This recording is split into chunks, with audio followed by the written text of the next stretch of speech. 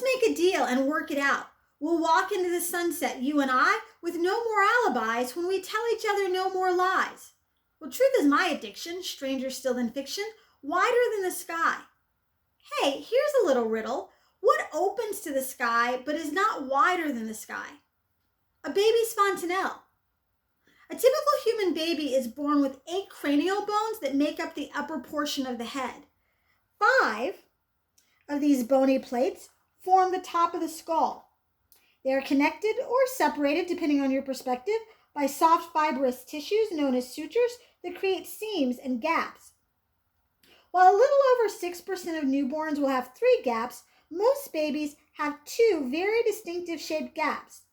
There is a relatively small triangular-shaped gap towards the back of the skull and a relatively larger diamond-shaped gap towards the front of the skull.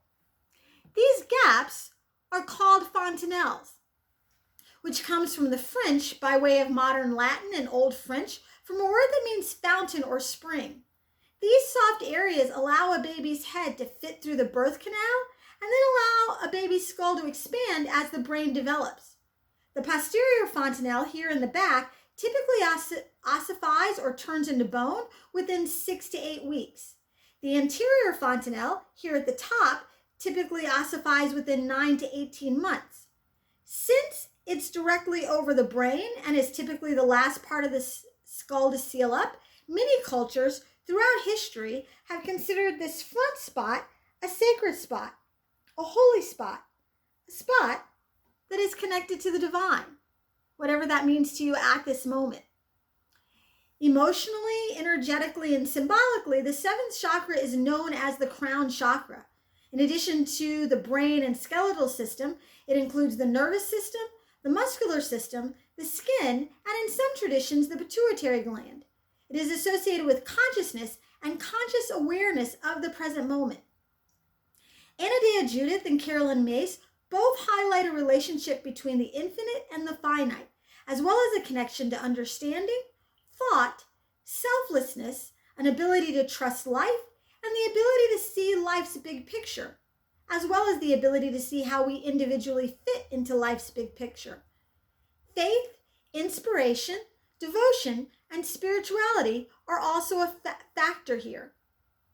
Sit with me for a moment and consider how everything comes together. Make yourself as comfortable as possible in a position where your spine is long and your foundation is both stable and comfortable. Close your eyes if that's comfortable for you and just breathe. And notice the parts of the breath. There's the inhale, literally an inspiration. You are filled with spirit. And then there's an expiration, an exhale, an opportunity to let everything go. In between the inhale and the exhale, you'll notice a pause. This present moment, right here, right now. Every time you inhale, it's there. Every time you exhale, it's there. That little gap.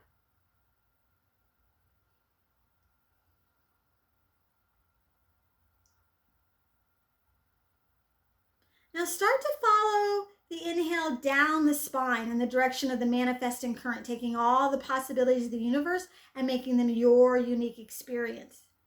Be here, and then as you exhale, follow the breath in the direction of the liberating current. So go up, releasing all of your efforts, all of your unique experiences back to the source. Down the spine as you inhale. Back up the spine as you exhale.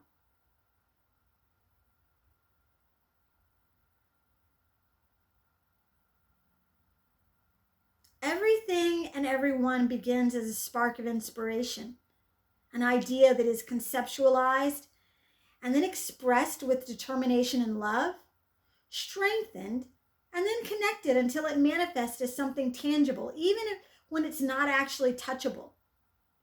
Consider that your ability to manifest an idea is partially determined by where you started in life, the people who support your endeavors, your own confidence, how or if you are committed to sharing your unique gifts and perspectives to the world, your determination in doing that, and your ability to perceive the truth about your circumstances.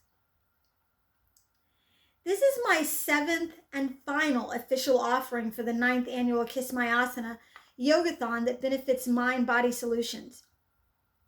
I want to thank everyone who has followed the blog posts, watched the videos, and or contributed financially. There's still time to do all of that because the posts and videos are still out here, and the donation site will be available until midnight on May 15th. Remember, this last week has been about doing yoga, sharing yoga, and helping others. However and whenever you do it, participating in this yogathon can deepen your practice, change your engagement with life, and make a difference in the world. Please like, comment, and subscribe, and breathe easy.